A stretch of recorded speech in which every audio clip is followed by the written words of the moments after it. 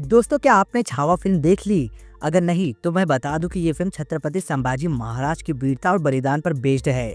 लेकिन क्या आप जानते हो कि इस फिल्म में कई ऐतिहासिक तथ्यों को गलत तरीके से दिखाया गया है, बल्कि इसमें एक इतनी बड़ी गलती है कि पूरी कहानी का अर्थ ही बदल जाता है। देखो यार, मूवी अच्छी थी लेकिन इसमें कमियां हैं।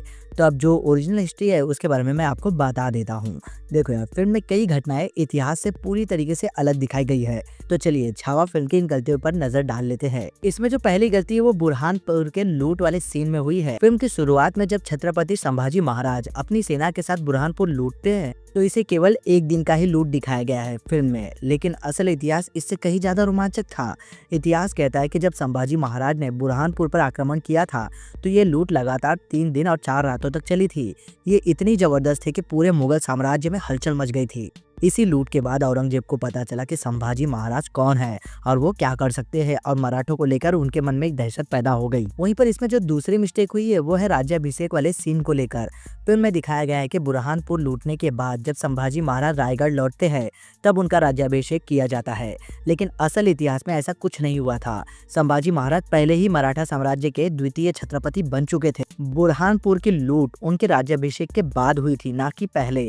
ये एक बड़ी गलती है जो कि फिल्म में दिखाई गई है। वहीं पर इस फिल्म में जो तीसरी गलती दिखाई गई है वो युद्ध और गोरिल्ला युद्ध नीति को लेकर है। फिल्म में संभाजी महाराज के कई युद्ध दिखाए गए हैं जहां पर वे अपनी गोरिल्ला युद्ध नीति से जीतते आए हैं, लेकिन इसमें एक इम्पोर्टेंट तथ्य तो छूट ही गया। संभाजी महाराज ने अपने जीवन में कुल 120 युद्ध लड़े थे और एक भी युद्ध वो हारे नहीं थे। ये उनकी सबसे बड़ी उपलब्धि थी जिसे फिल्म में नहीं दिखाया गया। इससे पता चलता है कि उन्हें हराना कितना ज्यादा मुश्किल था। यही कारण था कि मुगलों ने उन्हें छल से बंदी बनाया। फिल्म में जो चौथी गलती हुई है वो दूसरे सबसे बड़े शत्रु को लेकर की गई है। फिल्म में ये दिखाया गया है कि संभाजी महाराज के सबसे बड़े शत्रु मुगल और औरंगजेब थे, लेकिन एक और बड़ा शत्रु था जिसका जिक्र फिल्म में नहीं किया गया, और वो थे पोर्तुगीज। देखो यार, जब भी छत्रपति संभाजी महाराज उत्तर में मुगलों से लड़ाई करने के लिए जाते थे तो पुर्तगाली उन्हें दक्षिण में परेशान करते थे। संभाजी महाराज ने गोवा समेत कई पुर्तगाली किलों पर हमला किया और उनसे कई युद्ध भी लड़े। असल में उन्होंने पुर्तगालियों के खिलाफ लगभग 1 या 2 साल तक लड़ाई की थी, लेकिन ये इंपॉर्टेंट हिस्सा फिल्म में कहीं पर भी नहीं दिखाया गया है, ना ही इसका जिक्र किया गया है। वहीं पर जो 5वां सीन है वो संभाजी महाराज की एक गलती को दिखाता है जो कि इसमें नहीं दिखाया गया है और ना ही उसका कोई जिक्र किया गया है। देखो यार, जब छत्रपति संभाजी महाराज को पता चला कि कुछ लोग उनके खिलाफ साजिश कर रहे हैं तो उन्होंने गद्दारों को सख्त सजा दी। उनमें से एक सजा थी गद्दारों को हाथी से कुचलवा देना, लेकिन इसी सजा में एक निर्दोष व्यक्ति भी मारा गया था जिसका नाम था बालाजी चित्रनीश। बाद में संभाजी महाराज को अपनी गलती का एहसास हुआ और उन्होंने बालाजी चित्रनीश के परिवार को सम्मानित किया। ये घटना उनके संघर्षशील और न्यायप्रिय छवि को दिखाती है, जिसे कि फिल्म में बिल्कुल भी नहीं दिखाया गया। वहीं पर जो छठी गलती की गई है वो है कवि कलश की मृत्यु को लेकर। फिल्म में ये दिखाया गया है कि कवि कलश की मौत पहले ही हो गई थी, लेकिन इतिहास कुछ और ही कहता है। असल में कवि कलश को भी संभाजी महाराज की तरह ही प्रताड़ित किया गया था और उन्हीं के साथ उनकी भी हत्या कर दी गई थी।